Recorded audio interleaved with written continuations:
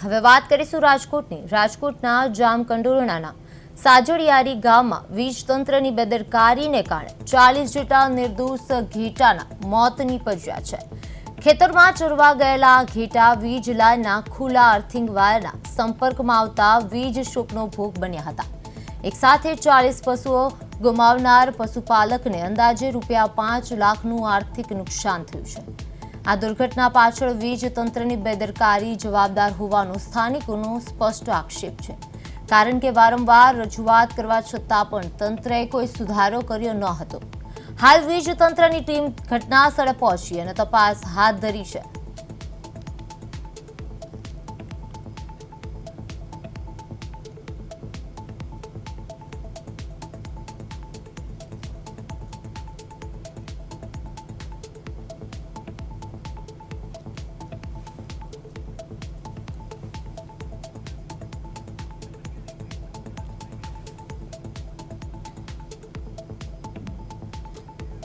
આ સાથે જ વધુ વાત કરવા આપણી સાથે ફોન લાઈનમાં જોડાઈ ગયા છે પશુપાલક માલિક ઓગળભાઈ। જી, આપના 40 ઘેટાના મોતથી તમને કેટલું નુકસાન થયું છે? હવે અમને અત્યારે દાડી ભરી કરી દીધા છે। મારે 50 ઘેટા હતા, હા, એમાં અત્યારે 40 તો મરી ગયા। આ જે ઘટના બની છે અને તમે કઈ રીતે જોઈ રહ્યા છો? હવે અમે સવારે સવારે 5, 5:30 ના ટાઈમમાં મેં દવા બારા કાઢ્યા વંડામાંથી।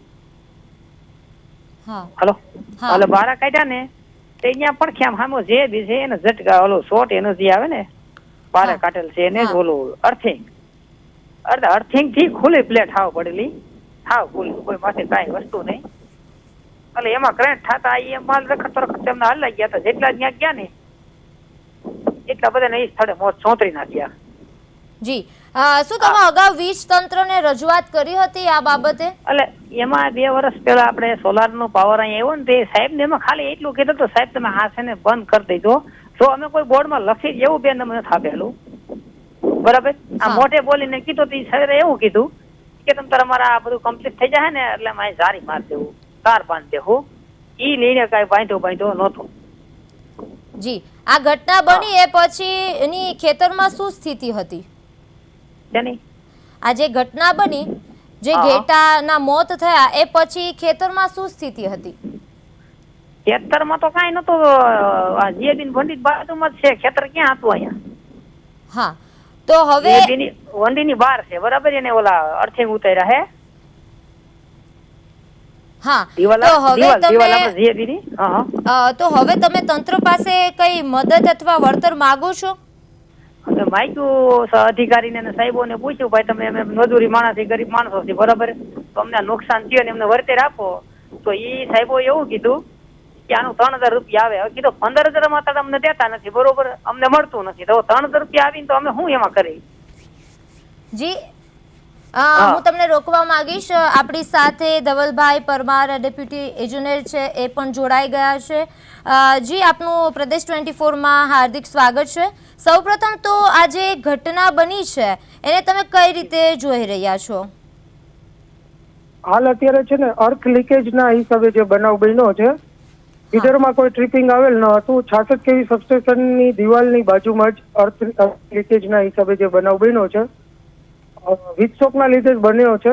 અને પણ અર્થ લીકેજ ક્યાંથી આવ્યો એની તપાસ ચાલુ છે।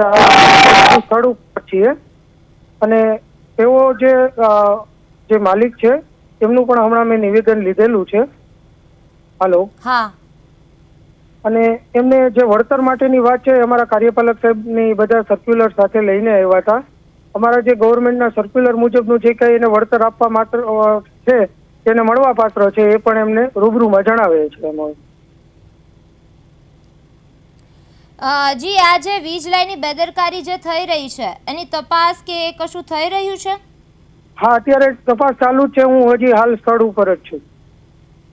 જી, આવનારા સમયમાં આવી ઘટના ટાળવા માટે કઈ પ્લાનિંગ કે આગળ કરવામાં આવશે? 100% આવનારા સમયમાં આવો કોઈ બનાવ ન બને એની પૂરતી તકેદારી રાખવામાં આવશે। હાલ અત્યારે તપાસ ચાલુ છે કે એસએસ માંથી કઈ રીતે ક્યાંથી અર્થ લીકેજ આવ્યો છે એની અમે તપાસ કરીએ છીએ. જી, હવે મારો તમને બીજો એક સવાલ છે કે શું મેન્ટેનન્સ ટીમની ભૂલ સામે કાર્યવાહી થશે આગળ જતા? ને આમાં મેન્ટેનન્સ ટીમની કોઈ ભૂલ નથી, પણ જો ભૂલ જણાશે અને કઈ એવું હશે તો તેમની માથે પણ કાર્યવાહી કરવામાં આવશે. કેમ કે આ સબસ્ટેશન છે છેલ્લા 4 વર્ષ પહેલા જ બનેલું છે, એટલે અમારે પેલા જે તે સમયે કયા કોન્ટ્રાક્ટર દ્વારા સબસ્ટેશન જેટકો દ્વારા કામ કરવામાં કોને કામ આપવામાં આવેલું હતું, કોના દ્વારા કરવામાં આવેલું છે, એની તપાસ ચાલુ છે હાલ. જી, જ્યારે આ ઘટના માટે પ્રાથમિક કારણ છે એ શું માનવામાં આવી રહ્યું છે? ફીડરોમાં કોઈ ટ્રિપિંગ આવેલા નથી, અમારે કોઈ ફીડરમાં કોઈ ફોલ્ટ આવેલો નથી. અર્થ લીકેજ, રિટર્ન પાવર જે અર્થનો લીકેજ કરંટ છે ને એ મિલી એમ્પિયરમાં પાસ થયેલ છે અને જેના લીધે આ બનાવ બનેલ છે. પ્રાણીઓને મિલી એમ્પિયરમાં એમનું મૃત્યુ થઈ શકે છે. જી, ઓગળભાઈ આપનું શું કહેવું છે આ મતે? આપણું કહેવાનું છે ઓગળભાઈ આપનું શું કહેવું છે આ? હેલો ઓગળભાઈ તમારો અવાજ નથી આવી રહ્યો. બરાબર છે, બધું કર્યું, વીક બધું કમ્પ્લીટ કર્યું, તો પેલા એ અધિકારીઓ કર્યું હોત તો અત્યારે અમારા બાયડી છોકરા હેરાન ન થાત.